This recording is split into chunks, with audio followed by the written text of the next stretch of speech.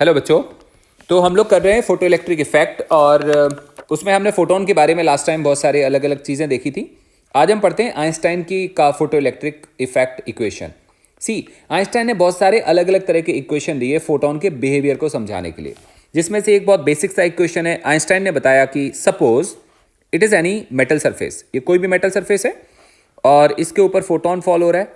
जब photon fall होगा तो आइंस्टाइन ने सबसे पहले बताया कि एक बार में एक ही फोटोन एक इलेक्ट्रॉन को मिल सकता है, और जब ये फोटोन एंटर करेगा तो नॉट नेसेसरी कि यहां का इलेक्ट्रॉन निकलेगा कि अंदर का निकलेगा। इमेजिन करो कि फोटोन जाता है और यहां का इलेक्ट्रॉन नॉकआउट होता है। इस इलेक्ट्रॉन को हम बाहर निकालते हैं। जैसे फोटोन इस पे गिरेगा, इलेक्ट्रॉन की एनर्जी हायर लेवल पे चले जाएगी और ये एनर्जेटिक इलेक्ट्रॉन बाहर निकल जाएगा, ऐसे कुछ। लेकिन इस प्रोसेस में जब ये इलेक्ट्रॉन यहां से लेके यहां तक निकलेगा तो वर्क होगा, और वो वर्क होगा कितने के इक्वल? वर्क होगा W के इक्वल। इस W को हम क्या नाम देते हैं? Work function.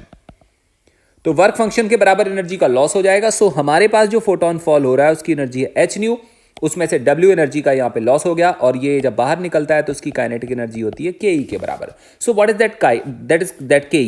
So this is the energy of photon coming minus this is the energy loss in the system and this is the rest amount of energy that's called kinetic energy. So ये हमारे पास kinetic energy आ जाती है जो वो बाहर निकला हुआ है। फिर इन्होंने एक दूसरा एक्सपेरिमेंट करा।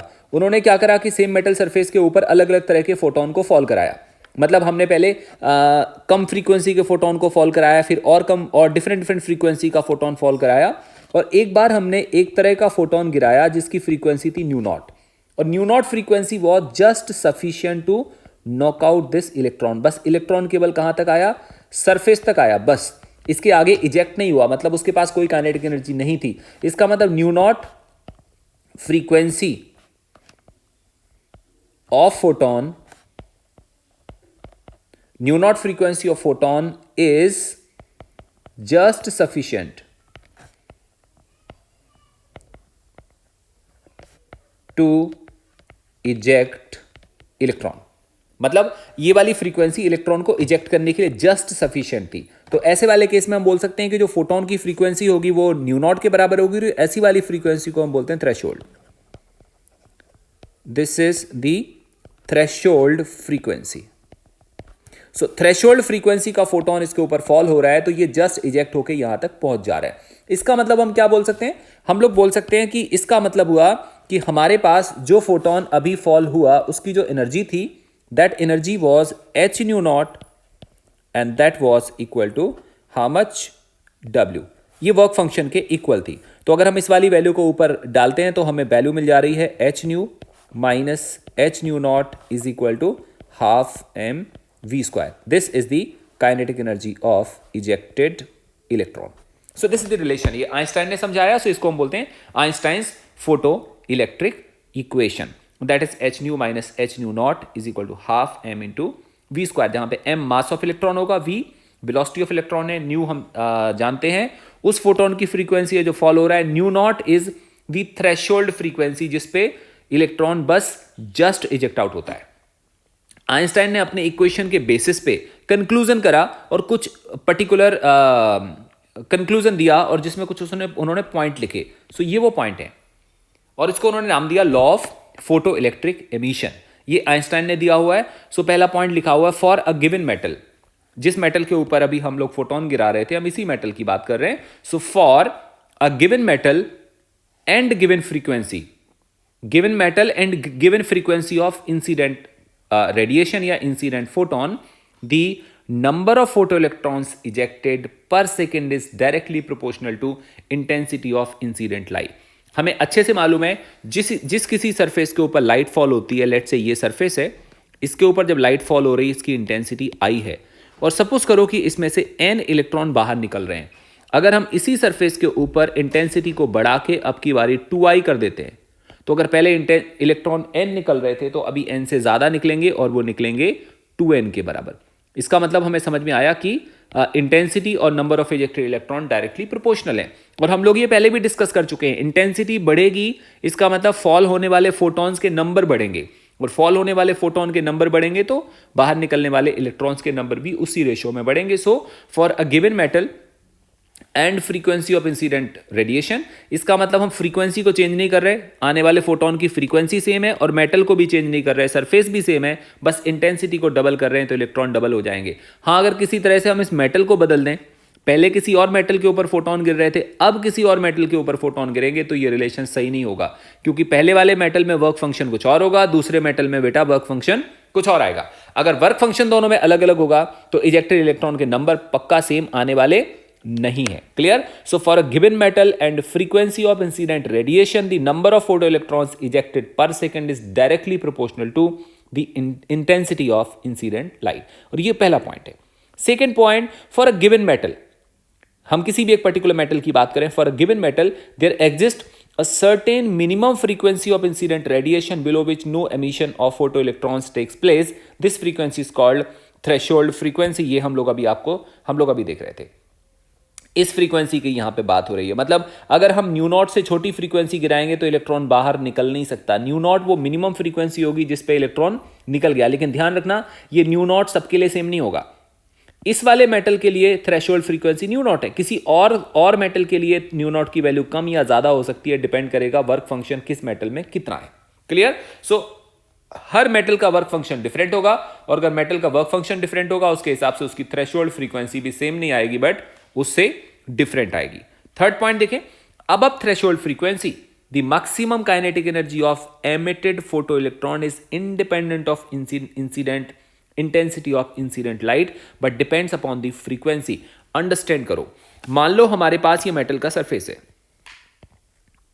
इसके ऊपर हम लाइट फॉल कराते हैं और लाइट की फ्रीक्वेंसी न्यू है और इंटेंसिटी आई है, और यहां से इलेक्ट्रॉन नॉकआउट हुआ, बाहर निकला, W वर्क हो गया और बाकी इसकी काइनेटिक एनर्जी आ गई KE के बराबर, and that KE was h nu minus h nu naught. That nu naught is the property of this. अलग अलग मेटल के लिए न्यू नॉट की वैल्यू डिफरेंट आएगी, क्योंकि वर्क फंक्शन डिफरेंट आएगा तो न्यू नॉट डिफरेंट आएगा। सो उस पर्टिकुलर मेटल के लिए ये कांस्टेंट हो गया, ये ऑलरेडी कांस्टेंट है। न्यू अगर सेम रहता है, मतलब अब हम सेम मेटल के ऊपर लाइट गिराएं और लाइट फॉल कराएं जिसकी इंटेंसिटी डबल हो गई लेकिन फ्रीक्वेंसी अभी भी सेम है। हमने लाइट को गिराया जिसकी इंटेंसिटी डबल हो गई बट फ्रीक्वेंसी अभी भी सेम है, तो ऐसे वाले केस में जब काइनेटिक एनर्जी निकलेगी, जो काइनेटिक एनर्जी आएगी KE, वो इक्वल टू अभी भी h nu minus h nu not के इक्वल आएगी। मीनिंग हमने इंटेंसिटी को चेंज कर दिया बट फ्रीक्वेंसी को चेंज नहीं करा, कोई फर्क पड़ने वाला नहीं है। आई होप आपको समझ आ रहा होगा। सो लिखा यहां पे अब threshold frequency, the maximum kinetic energy of emitted photo electron is independent of intensity of incident light, मतलब इस पे डिपेंड नहीं करेगा। जो मैक्सिमम काइनेटिक एनर्जी आएगी वो हमेशा पहले भी इतनी आ रही थी, अभी भी इतनी आ रही है। इंटेंसिटी कम ज्यादा करें फर्क नहीं पड़ेगा। हाँ, फर्क किस पे पड़ रहा है? इसके ऊपर पड़ रहा है। So this is these are the 3 different points regarding the laws of photo electric emission given by Einstein. उसके बाद हम देखते हैं पार्टिकल नेचर ऑफ लाइट। ये बहुत ड्रामेटिक चीज है। अभी तक हम समझते थे 2 चीजें, एक को हम मानते हैं मैकेनिकल, एक मानते हैं मैकेनिकल और दूसरा मानते हैं नॉन मैकेनिकल। कोई आपसे बोले मैकेनिकल चीजें क्या होती, तुम बोलोगे एक स्टोन, बड़ी सी बॉडी, कार, ट्रक, ये सब मैकेनिकल है। मैकेनिकल बॉडीज जब किसी चीज से टकराती हैं तो फोर्स लगता है, ये ऐसा हम अब इसके पहले जानते थे। मतलब हम ये मान के चले कि मैकेनिकल बॉडी है, इसमें मास है, इसमें थ्रस्ट है, मोमेंटम है, प्रेशर, सब कुछ है। अगर ये किसी एक सरफेस से जाकर टकराएगा, इस वाले सरफेस से टकराए, तो इस पर एक फोर्स एग्जर्ट होगा और ये बात हमें डाइजेस्ट होती है। हमें ऑब्वियस ही बात है कि टकरा रहा है तो फोर्स एग्जर्ट करेगा। बट अगर मैं आपसे बोलूं नॉन मैकेनिकल चीज, फॉर एग्जांपल इलेक्ट्रोमैग्नेटिक वेव, जब तक हमें कंसेप्ट पता नहीं था तब तक कोई आपसे अगर बोलता कि हमारे पास एक इलेक्ट्रोमैग्नेटिक वेव है, EM वेव, EM वेव का मतलब सिंपल लाइट। हमने बल्ब जलाया, हमारे रूम में हमने बल्ब को ग्लो करा और बल्ब से निकलने वाली लाइट एक दीवार से टकराई। कोई आपसे बोलेगा क्या वो टकराने वाली लाइट किसी तरह का इंपैक्ट छोड़ेगी, तो आप बोलोगे सर कोई इंपैक्ट नहीं छोड़ेगी, या तो रिफ्लेक्शन होगा या रिफ्रैक्शन होगा या एब्जॉर्प्शन होगा, बस इतना होगा। लेकिन सच में देखा जाता है कि जब ये लाइट किसी एक सरफेस पे टकराती है तो उस सरफेस पे इंपैक्ट लगता है, फोर्स लगता है। इसका मतलब जो ये लाइट आ रही है इसमें मोमेंटम है। किसी चीज पे इंपैक्ट तब लगेगा जब इसमें मोमेंटम होगा। अगर इसमें मोमेंटम है इसका मतलब इसमें मास की प्रॉपर्टी ऑलरेडी है, और मास की प्रॉपर्टी है इसका मतलब लाइट बिहेव कैसे करती है, पार्टिकल के जैसा बिहेव करती है। तो हम लोग यहां पे ये देख रहे हैं कि particle nature of light. So when light is going, it is already behaving just like a particle. Point देखें यहां पे, एन इंटरैक्टिंग यहां in interaction of radiation with matter, radiation behaves as if it is made of particle like photons.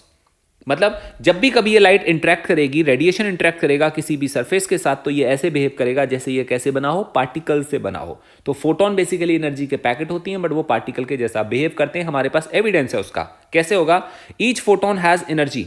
Her photon के पास इतनी energy होती है, और अगर एनर्जी होगी तो उसके पास मोमेंटम भी होगा इतने के बराबर. फिर h is the Planck's constant and nu lambda are the frequency wavelength radiation of light. Understand करो, थोड़ा सा समझाता हूं आपको. हम ऐसे मान के चलते हैं कि अगर हम ऐसा मान के चलते हैं कि सन है, सन में रिएक्शन चल रहे हैं और इसका मास टाइम के साथ खत्म हो रहा है, डिके हो रहा है, और वो मास किस में कन्वर्ट हो रहा है? एनर्जी में कन्वर्ट हो रहा है. एक बार को मानो कि मास m खत्म हो गया, m मास बहुत छोटा है, m मास या मैटर डिसअपियर हो गया, m mass of matter disappeared.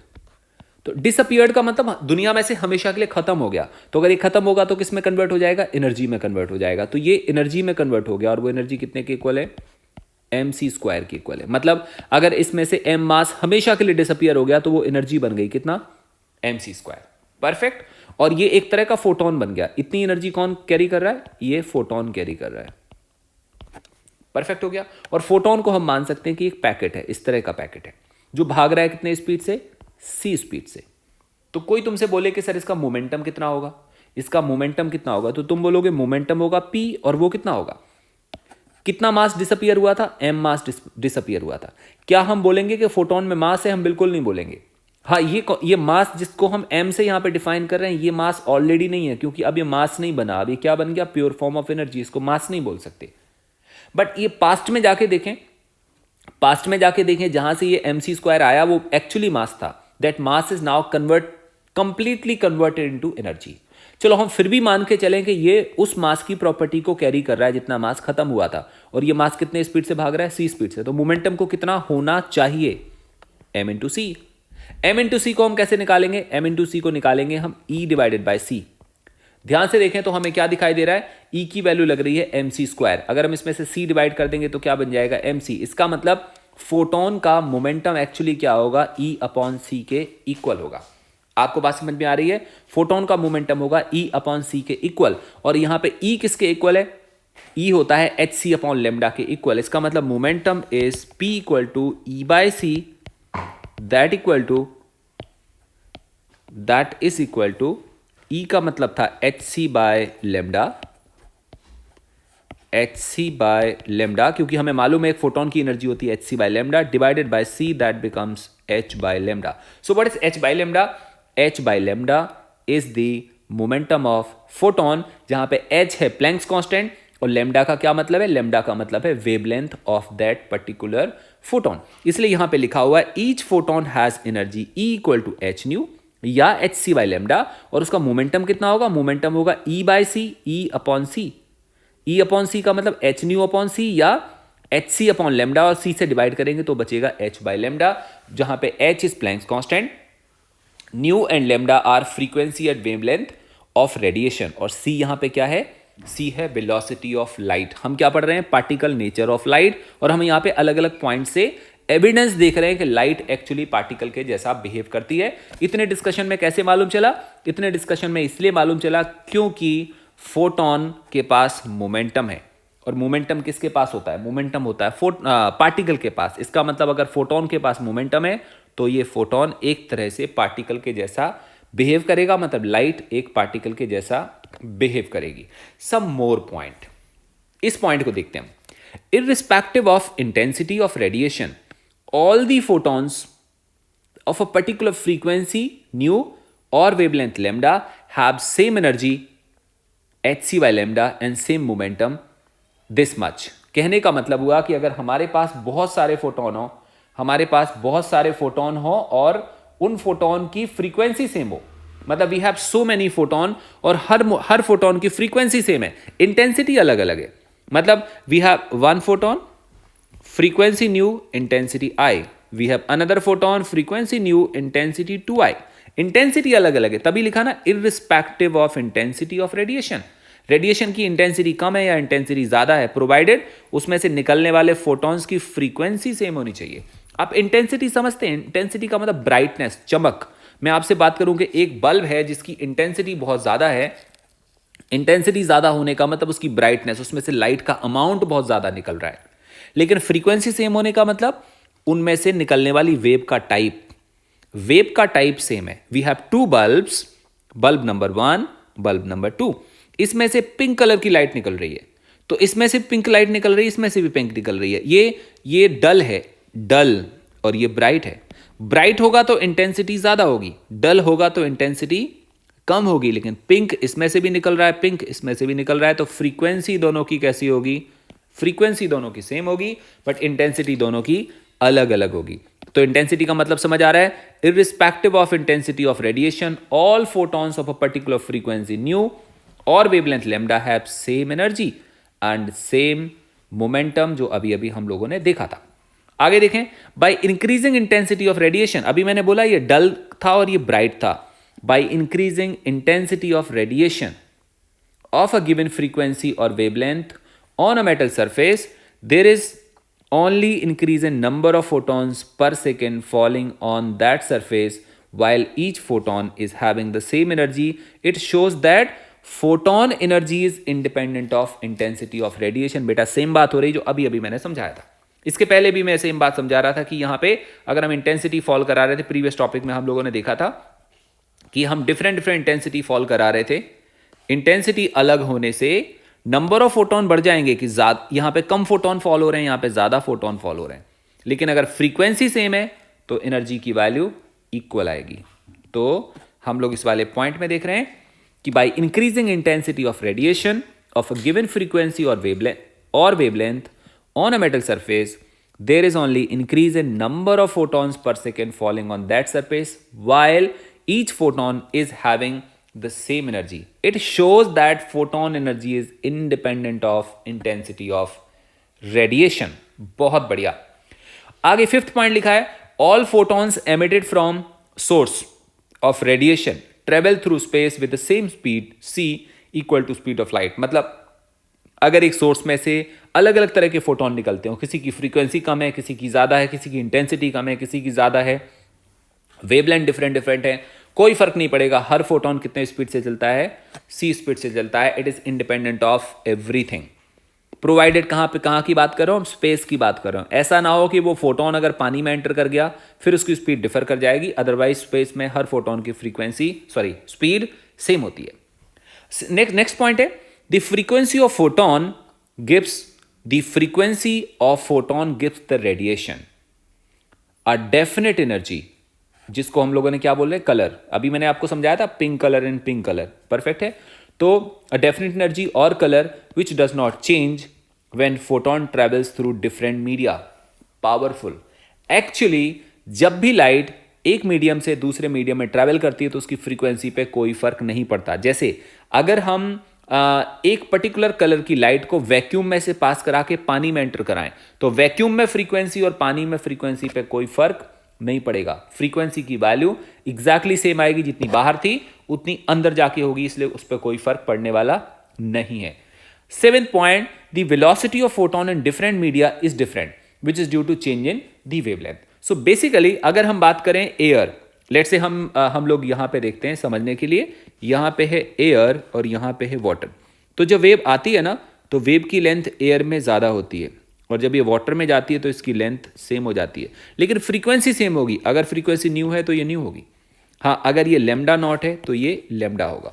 और हम लोग रिफ्रैक्शन में पढ़ चुके हैं, लैम्डा नॉट ज्यादा होगा, लैम्डा कम होगा। मीडियम में जाने पे वेवलेंथ चेंज हो जाती है।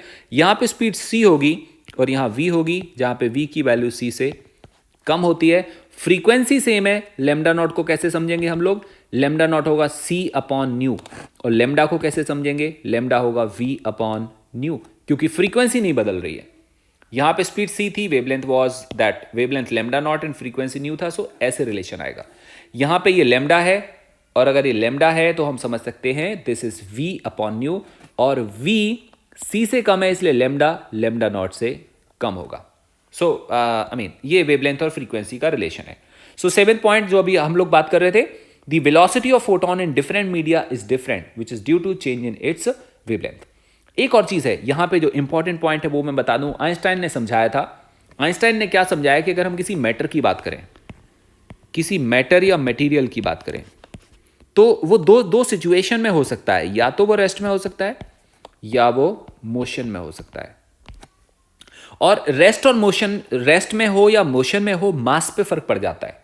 अभी तक जो हम बात कर रहे थे वो मैटर की बात नहीं कर रहे थे, अभी तक जो हम बात कर रहे हैं वो इलेक्ट्रोमैग्नेट की बात कर रहे हैं, कि फोटोन की बात कर रहे थे। अब अगर हम मैटर की बात करें, किसी मास की बात करें, तो रेस्ट के केस में मास होता है m0, तो मोशन के केस में मास होता है m। आइंस्टाइन ने अपने एक्सपेरिमेंट्स में देखा कि अगर हमारे पास एक सपोज करो कार है, लेट अस अज्यूम कार जब रेस्ट पे होगी तो उसका मास m0 होगा, मोशन में होगी तो m होगा, और m की वैल्यू हमेशा m0 से ज्यादा आती है। ये हम लोग अभी प्रूफ नहीं कर सकते, बट आइंस्टाइन ने अपनी थ्योरी में प्रूफ करा, और इसको हम इस रिलेशन से जानते हैं, m equal to m0 upon under root 1 minus v square upon c square. अगर v की वैल्यू c से बहुत छोटी हो, लो स्पीड की बात करते हैं, जैसे हम कार की रफ्तार की बात करें, कार की रफ्तार c से बहुत बहुत कम है, इसलिए मैंने आपसे बोल दिया कि मास पे फर्क आएगा, बट इतना कम फर्क आएगा कि वो विजिबल नहीं होगा। अगर v c से बहुत ज्यादा छोटा होगा तो v square upon c square negligible होगा, क्योंकि एक तो v बहुत छोटा है, फिर उसका स्क्वायर करेंगे तो बहुत छोटा आएगा, उसका ये वैल्यू नेग्लिजिबल आएगी, और नेग्लिजिबल आएगी तो m की value would be nearly m0। इसका मतलब ऐसे वाले मास को हम लोग बोल रहे थे rest mass, this was rest mass and this was dynamic mass.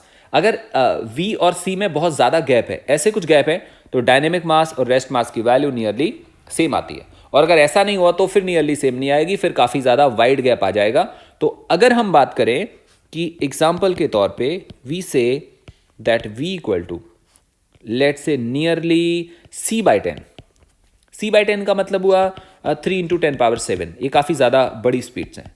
अगर इतना ज़्यादा होगा, मतलब हमारा पार्टिकल या हमारी बॉडी कितनी तेज़ भाग रही है, इतनी ज़्यादा तेज़ भाग रही, तब मास का डिफेक्ट या उसका जो फर्क है वो दिखाई देगा। कैसे दिखाई देगा? We can have m is equal to m0 upon under root of 1 minus v square upon c square. v को हम बोलेंगे 0.1 c डिवाइडेड बाई c, और उसका आएगा whole square, that equal to m0 upon under root of 1 minus 0.1 का square, that is 0.01, और अगर हम इसकी बात करें तो आएगा m0 अपॉन 0.99। ध्यान से देखें, जब 0.99 का अंडर रूट निकालेंगे तो वो उस पर बहुत ज़्यादा फर्क नहीं पड़ेगा, 1 के बहुत ज़्यादा क्लोज होगा। मतलब अगर पार्टिकल की स्पीड इतनी ज़्यादा है, तब भी रेस्ट मास और डायनेमिक मास में ज़्यादा फर्क नहीं आ रहा है, क्योंकि देखो ये डायनेमिक मास अगर हम इसकी वैल्यू को निकालेंगे तो m0 से बस थोड़ा सा ज़्यादा आएगा, m0 से बस थोड़ा सा ज़्यादा आएगा इतनी हाई स्पीड पे। लेकिन अगर पार्टिकल की स्पीड बहुत कम होती, let's say a particle is running with 100 kilometre per hour, अगर 100 किलोमीटर 200 किलोमीटर पर आवर से एक बॉडी भाग रही है तो मास पे बहुत ज़्यादा फर्क नहीं पड़ता है। So we were talking about this point. ये पॉइंट क्या है? Rest mass of photon is 0। अगर हम ये मैं आपको डिस्क्रिप्शन दे रहा था किसी बॉडी के लिए, because this equation is applicable for किसी भी चीज़ के लिए एप्लीकेबल है, बट डेराइव किया था मैटर के लिए। बट अगर हम यहाँ पे फोटोन को समझाने की ट्राई करें तो तुम यहाँ पे देख सकते हैं, हम देख सकते हैं rest mass of photon is 0। पहले इसका कंसेप्ट समझें, रेस्ट मास का क्या मतलब हुआ। फोटोन जब रेस्ट में आएगा तो उसका कितना मास होगा? तो सच बात तो ये फोटोन कभी रेस्ट में आएगा नहीं। जिस टाइम पे फोटोन रेस्ट में आ जाएगा उस टाइम उसकी एनर्जी खत्म हो जाएगी, वो मैटर में कन्वर्ट हो जाएगा। क्लियर? वो मैटर है नहीं, इसलिए हम उसको क्या बोल रहे हैं? Photon is pure form of energy, it is not having any matter content. इसमें कोई भी मैटर का कंटेंट है नहीं, इसलिए हम बोल रहे हैं उसका रेस्ट मास 0 है, क्योंकि उसमें मैटर है नहीं है। परफेक्ट। तो लेकिन हम इस चीज को इक्वेशन से प्रूव कर सकते हैं। According to theory of relativity, the mass m of particle moving with speed v comparable with the light speed is given by this value. ये आ गया, जहां पे ये था डायनेमिक मास, ये क्या था, रेस्ट मास था। तो अगर हम रेस्ट मास निकालने की ट्राई करें तो रेस्ट मास इक्वल टू आएगा dynamic mass into under root of 1 minus v square upon c square. Photon actually कितने स्पीड से चलता है, फोटोन चलता है सी स्पीड से, तो अगर हम वी को सी के बराबर रखेंगे तो एम नॉट कितना आएगा, एम नॉट आएगा 0 के इक्वल। फिर am not is rest mass of particle as photon moves with speed of light v equal to c, so from that given equation m naught equal to 0, hence photon has 0 rest mass। लेकिन photon का dynamic मास 0 नहीं होता, actually dynamic mass not defined होता है। Not defined कैसे हम लोग बोल सकते हैं इस वाले केस में, m equal to m naught upon under root of 1 minus v square upon c square. अगर हम v को c रखें, v को c रखें तो ये 0 हो जाएगा और ऊपर भी क्या आएगा, 0 आएगा। इसका मतलब फोटोन का रेस्ट मास 0 होता है और डायनेमिक मास डिफाइन नहीं कर सकते हम। डिफाइन क्यों नहीं कर पा रहे हैं, क्योंकि एक्चुअली उसमें मैटर है नहीं है, इसलिए हम बता नहीं पा रहे हैं कि वो मास कितना होगा, क्योंकि ये 0 अपॉन 0 का फॉर्म निकल के आ रहा है। परफेक्ट। उसके बाद नेक्स्ट पॉइंट में लिखा है photons are not deflected, photons are not deflected by electric field और magnetic field. This shows that photon are electrically neutral. मतलब अगर हम इलेक्ट्रिक फील्ड और मैग्नेटिक फील्ड अप्लाई करें, उसमें से फोटोन को पास करें, वो डिफ्लेक्ट नहीं होगा। इलेक्ट्रॉन को पास करें वो डिफ्लेक्ट हो जाएगा, प्रोटॉन को पास करें वो डिफ्लेक्ट हो जाएगा, न्यूट्रॉन को पास करें वो भी डिफ्लेक्ट नहीं होगा, क्योंकि उस पर कोई चार्ज नहीं होता। इसका मतलब photon is electrically neutral. Perfect. 10th point देखें, इन अ फोटोन पार्टिकल कोलिजन, मतलब एक पार्टिकल जब एक फोटोन के साथ टकराएगा तो क्या होगा। In a photon particle collision such as photon electron collision, the energy and momentum are conserved, however number of photons may not be conserved. In collision one photon may be absorbed or a new photon may be created। इस concept को समझने की कोशिश करें। आप imagine करो हमारे पास एक इलेक्ट्रॉन रेस्ट में है,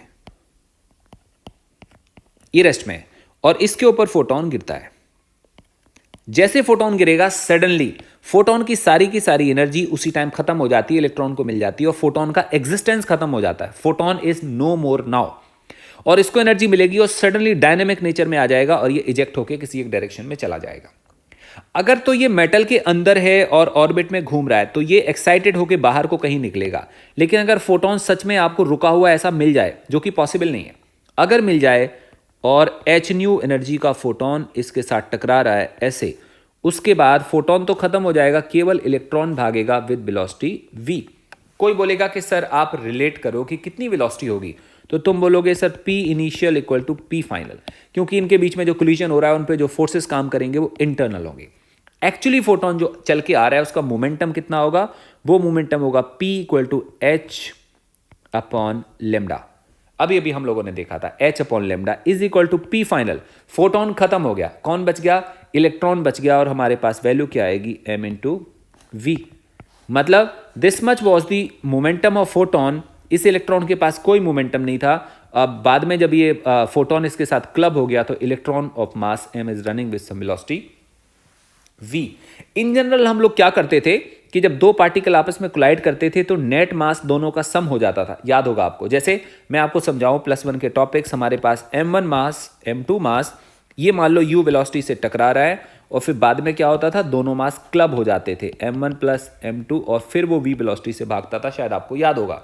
कोई बोलेगा मोमेंटम कंजर्व करो, तो तुम क्या बोलते थे, m1u plus 0 is equal to m1 plus m2 into v। हम इस केस में भी सेम कंसेप्ट को अंडरस्टैंड कर सकते हैं, लेकिन फोटोन का मास नेग्लिजिबल है इन कंपैरिजन टू इलेक्ट्रॉन। अगर हम इलेक्ट्रॉन के साथ कंपैरिजन करेंगे इस फोटोन को तो हमें पता चलेगा कि जब ये जब इलेक्ट्रॉन में एब्जॉर्ब होगा तो इलेक्ट्रॉन का मास बढ़ जाएगा हल्का सा। मास क्यों बढ़ जाएगा, मास इसलिए बढ़ेगा क्योंकि हम जानते हैं मास एनर्जी में कन्वर्ट होता है और एनर्जी मास में कन्वर्ट होती है। जब इतनी सी एनर्जी इस इलेक्ट्रॉन को मिल जाएगी तो इलेक्ट्रॉन के पास अब दो मास होंगे। एक मास तो होगा इलेक्ट्रॉन का जो पहले से मास था, एक मास होगा जो एनर्जी की वजह से इलेक्ट्रॉन पे ओवरलैप हो गया। ये एनर्जी ओवरलैप हो गई ना, इसके ओवरलैपिंग से इलेक्ट्रॉन का नेट मास बढ़ जाएगा, लेकिन उसका इंक्रीमेंट बहुत नेग्लिजिबल होगा। So we have not taken that, we have taken just m mass. Clear है। सो यहां पे हम क्या बात कर रहे हैं कि मोमेंटम कंजर्व्ड है, एनर्जी कंजर्व्ड है, एनर्जी कैसे कंजर्व्ड है ये तो आपको क्लियर हो गया।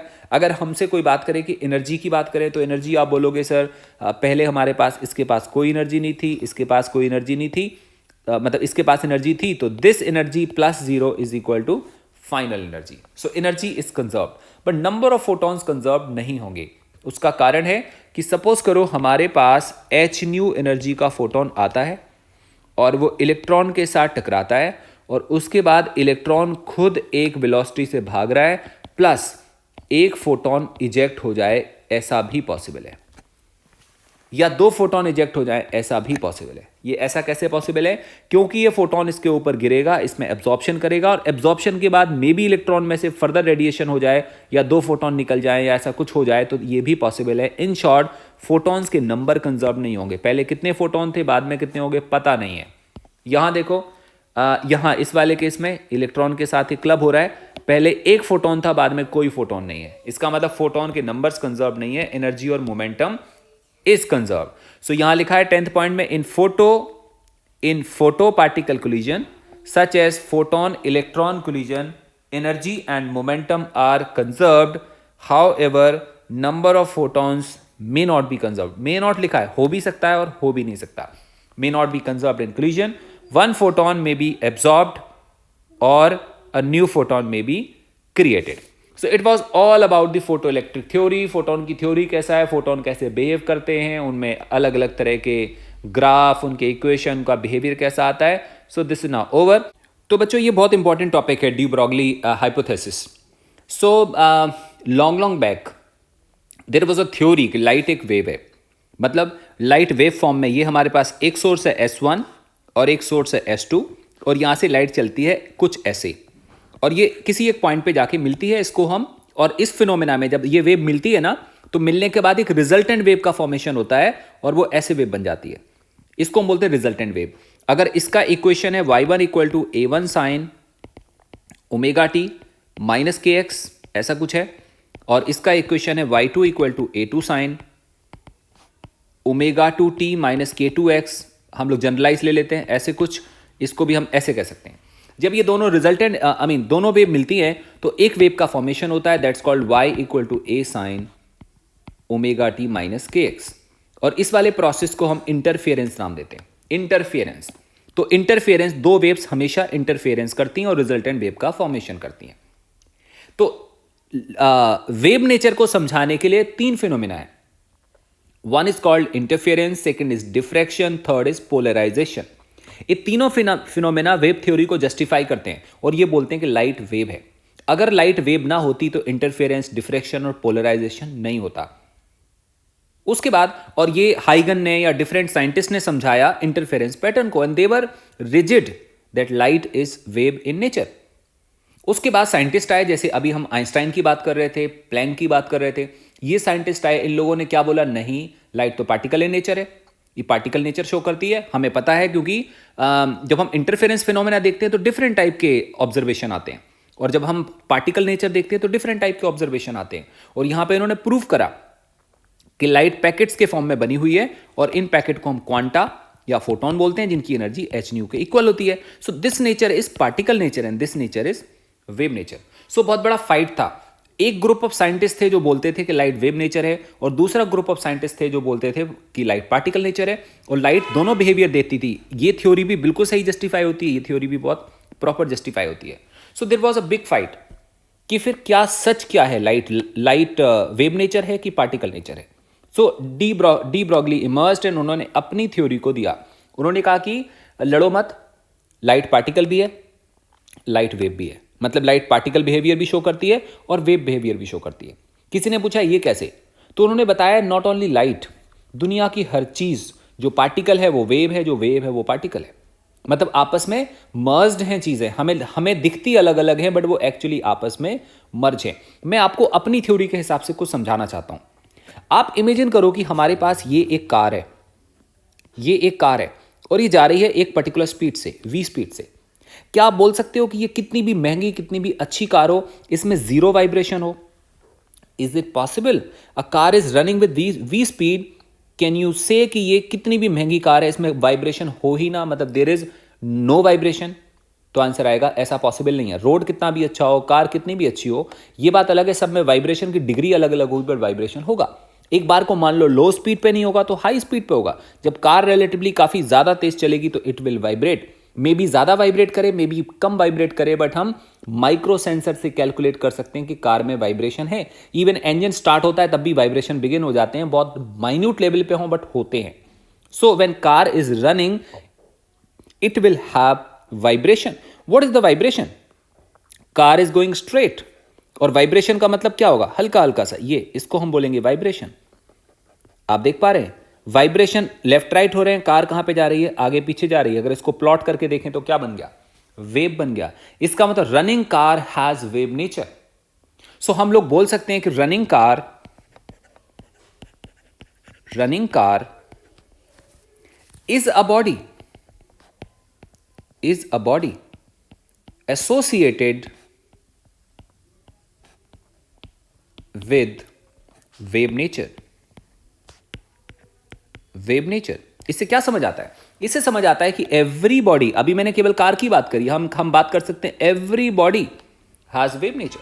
आप और हम जब रोड पे वॉक भी करेंगे या रन करेंगे, इट इज नॉट पॉसिबल कि हम बिल्कुल स्ट्रेट लाइन में सीधे भाग रहे हो, ये पॉसिबल नहीं है। हमारी बॉडी का हर एक ऑर्गन वाइब्रेट कर रहा होगा, और इवन जब हम सीधे चलने की ट्राई करेंगे तो हम में भी हल्का सा वाइब्रेशन हो रहा होगा, तब हम आगे जा रहे होंगे। दुनिया का कोई भी पार्टिकल जब भागता है या बॉडी भागती है तो इसमें वेव नेचर एसोसिएटेड होता है, and vice versa is also true. Vice versa का मतलब हुआ, अभी हमें दिखाई देगा running car is a body associated with the wave nature. Similarly it is the one point. Similarly wave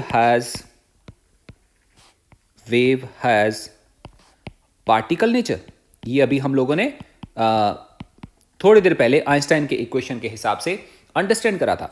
de Broglie ने दोनों थ्योरीज को क्लब कर दिया, और डी ब्रॉगली ने बोला कि हर एक पार्टिकल वेव है और हर एक वेव पार्टिकल है। मैं आपको थ्योरी नहीं लिखवा रहा, डी ब्रॉगली ने क्या बोला मैं आपको डिक्टेट करता हूं, आप कॉपी में नोट कर लो।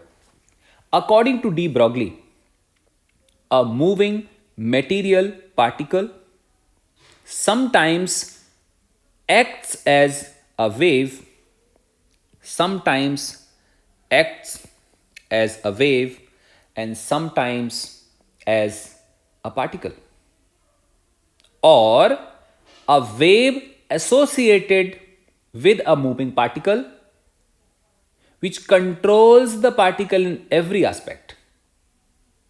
Full stop. The wave associated with moving particle is called matter wave or de Broglie wave, whose wavelength is called de Broglie wavelength. और इसको अब हम समझते हैं। मैंने क्या बोला? जो भी चीज, जो भी मैटर, जो भी मटेरियल, लेट से ये बॉडी है, ये बॉडी जब आगे जा रही है, आगे जाएगी तो वो बिल्कुल सीधी नहीं जाएगी, इसमें हल्का सा वाइब्रेशन होगा, उसको हम वेव फॉर्म दिखा सकते हैं ऐसे, और इस चीज को हम नाम देते हैं वेवलेंथ। सच में ये वेव नहीं है, इसलिए लेमडा को क्या बोलेंगे हम? Lambda is D Broglie wave या डी ब्रॉगली वेव लेंथ।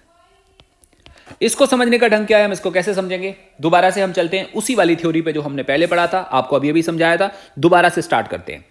हमारे पास कभी एक एम मास होता था, माइक्रो मास है, माइक्रो मास। ये माइक्रो मास खत्म हो गया और ये एनर्जी में कन्वर्ट हो गया, mass converted into energy. This energy is called ई।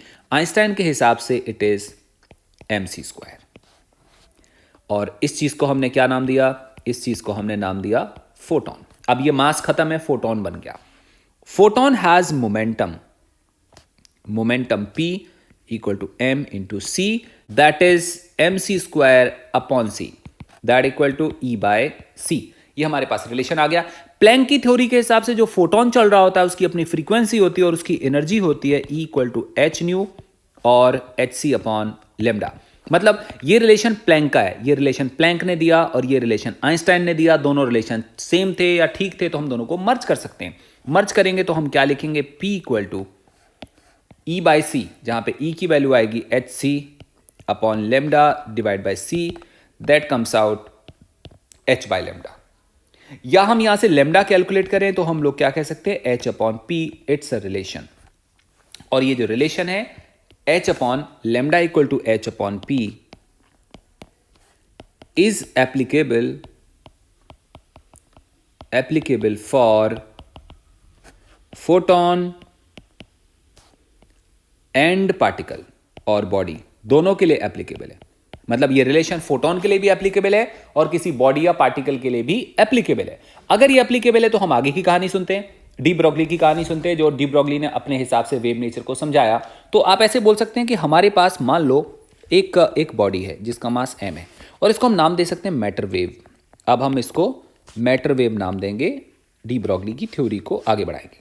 हमारे पास m मास है और m मास रन कर रहा है किसी v वेलोसिटी से, तो इसका जो मोमेंटम होगा वो होगा m इंटू वी के लिए, v के बराबर। मैंने आपसे क्या बोला, ये एप्लीकेबल है दोनों के लिए, तो उसके हिसाब से कोई आपसे बोले कि मैटर वेव जो आ रही है इसकी वेवलेंथ कितनी होगी, तो नो डाउट एक मास भाग रहा है तो कोई आपसे कह सकता वेवलेंथ कहाँ से आई।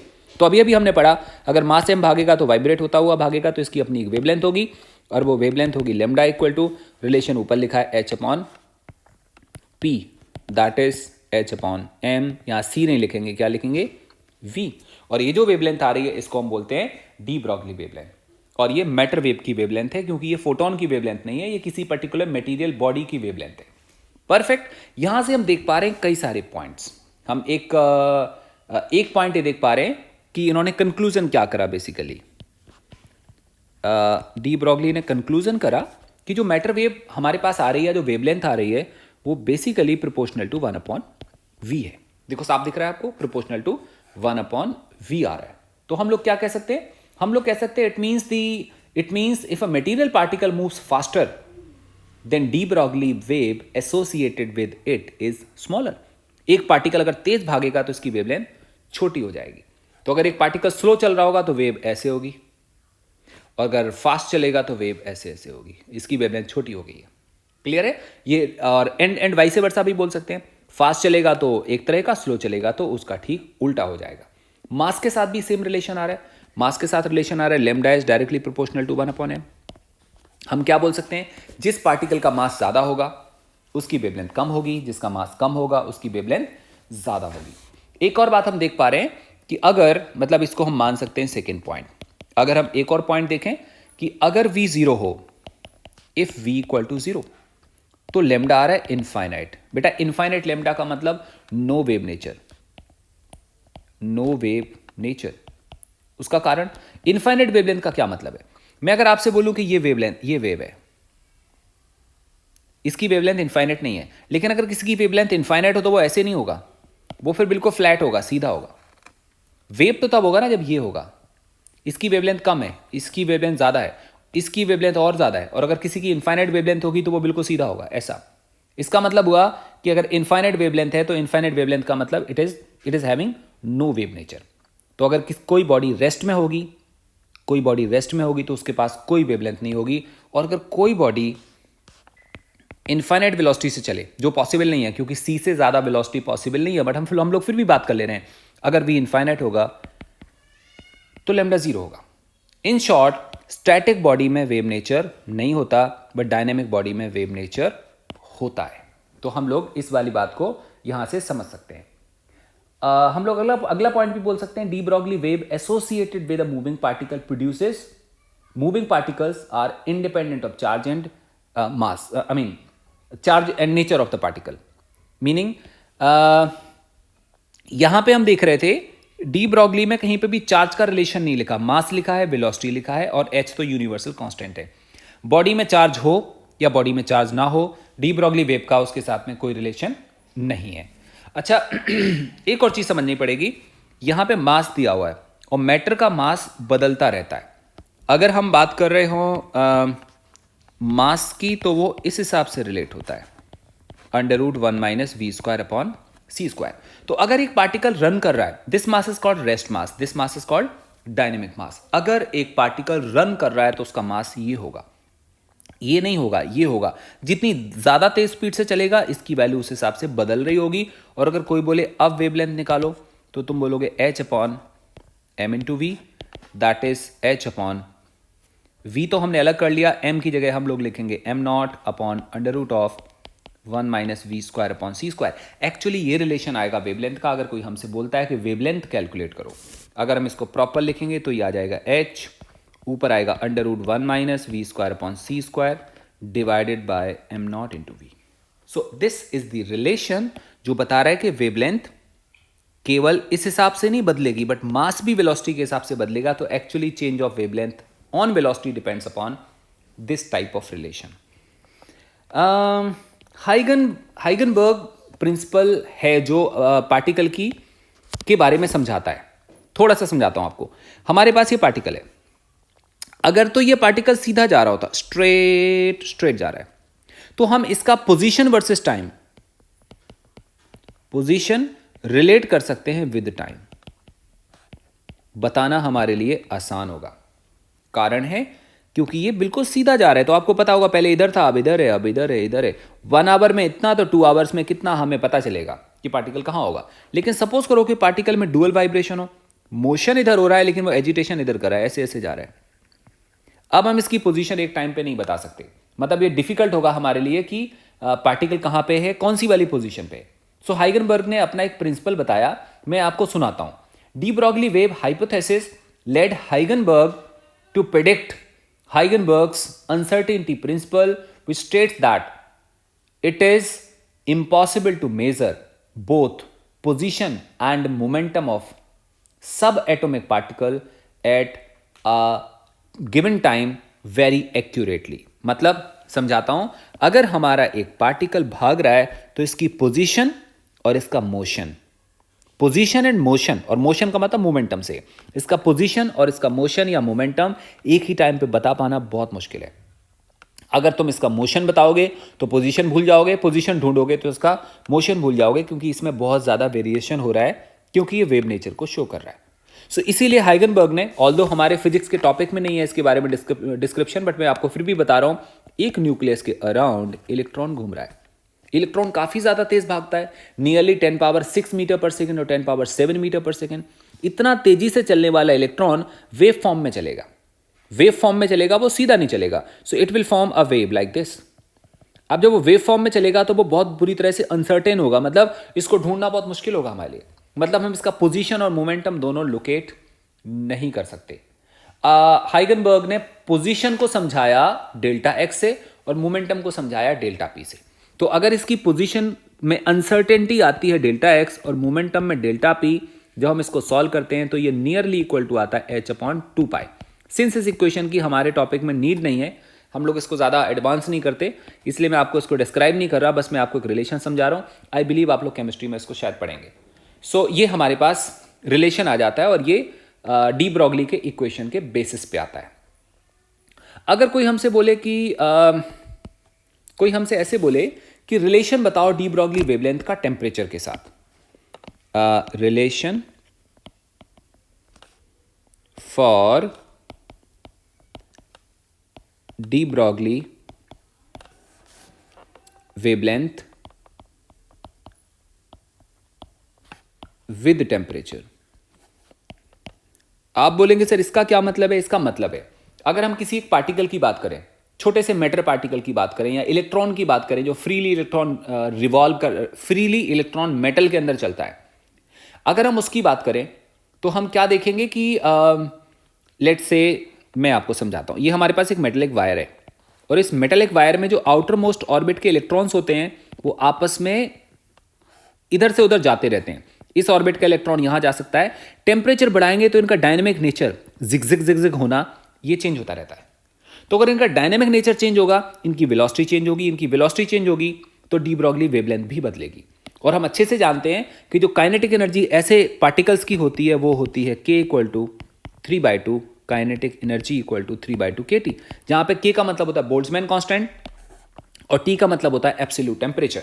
ये काइनेटिक एनर्जी होती है किसी एक पार्टिकल की। इनकी डिग्री ऑफ फ्रीडम हम 3 मानते हैं, थोड़ा सा अगर याद हो आपको, तो ये इतने के बराबर काइनेटिक एनर्जी आती है।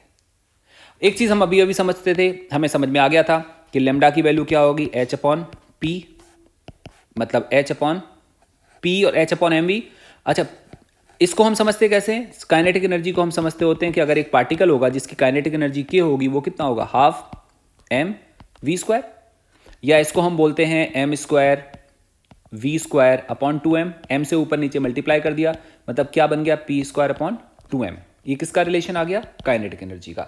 तो बेसिकली मोमेंटम कितना आ जाएगा? मोमेंटम आएगा काइनेटिक एनर्जी इंटू 2m। आप अंडरस्टैंड कर रहे हैं? ये जनरल इक्वेशन है काइनेटिक एनर्जी का जो हर पार्टिकल का होता है, और ये मोमेंटम के साथ रिलेशन ये हम ऑलरेडी जानते हैं। ये रिलेशन है अगर हम ऐसे स्मॉल पार्टिकल लाइक इलेक्ट्रॉन की बात करें और वो मूव कर रहे हैं तो उनकी काइनेटिक एनर्जी टेम्परेचर के ऊपर डिपेंड करेगी, इस हिसाब से रिलेशन होगा। तो ये काइनेटिक एनर्जी का रिलेशन है। हमें टेम्परेचर के साथ रिलेशन निकालना है तो काइनेटिक एनर्जी की जगह हम ये प्लेस कर देंगे। अगर हम ऐसा कुछ करेंगे तो हमारे पास आ जाएगा lambda equal to h upon p. P का मतलब था under root kinetic energy into 2m, that is equal to 2m। m होगा मास ऑफ पार्टिकल और काइनेटिक एनर्जी की value is 3/2 kT। So this is 3/2 kT into 2m। 2 से 2 cut गया, यहां पे आ गया h under root 3kTm। This the relation. इस रिलेशन की हेल्प से हम वेवलेंथ निकाल सकते हैं किसी भी पार्टिकल का at given particular temperature. Perfect हो गया। m उस पार्टिकल का मास है, t टेम्परेचर है, बोल्ट्जमैन कांस्टेंट हम जानते हैं, h की वैल्यू हमें मालूम है, यहां से हमें लैम्डा पता चल जाता है। We have one more equation. कई बार हमसे पूछा जाता है कि de Broglie wavelength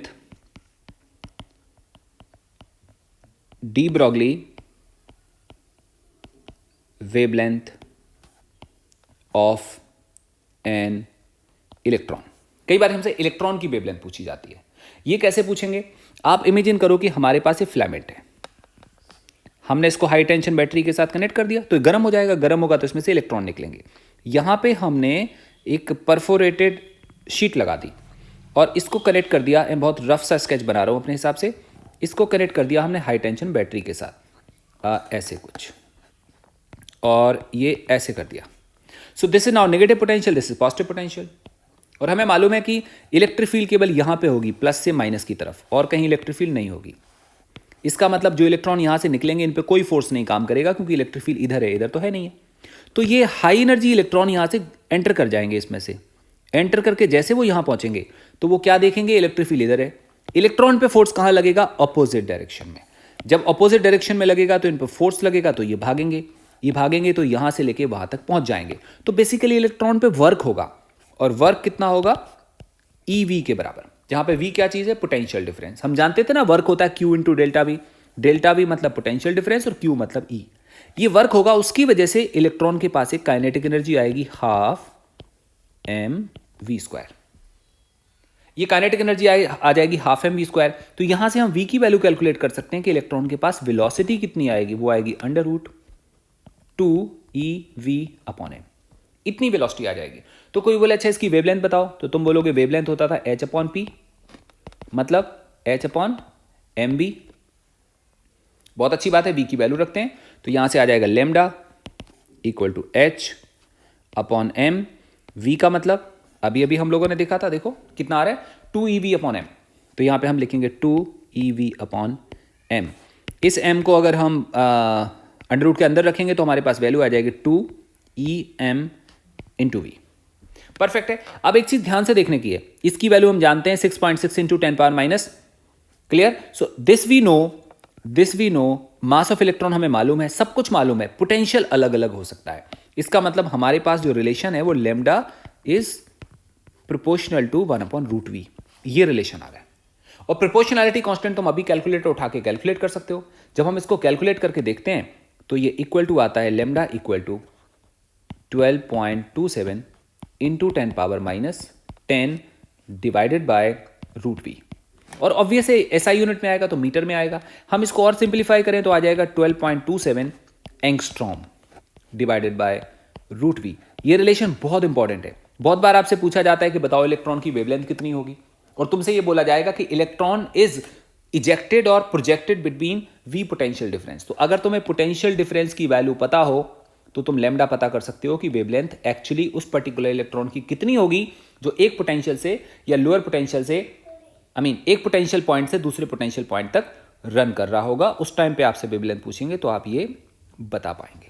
so it was all about de Broglie and relation और उनके बारे में डिफरेंट टाइप के ऑब्जर्वेशन। बाकी की चीज़ें हम नेक्स्ट लेक्चर में पढ़ेंगे। आज के लिए इतना काफ़ी। थैंक यू सो मच बेटा, बाय बाय।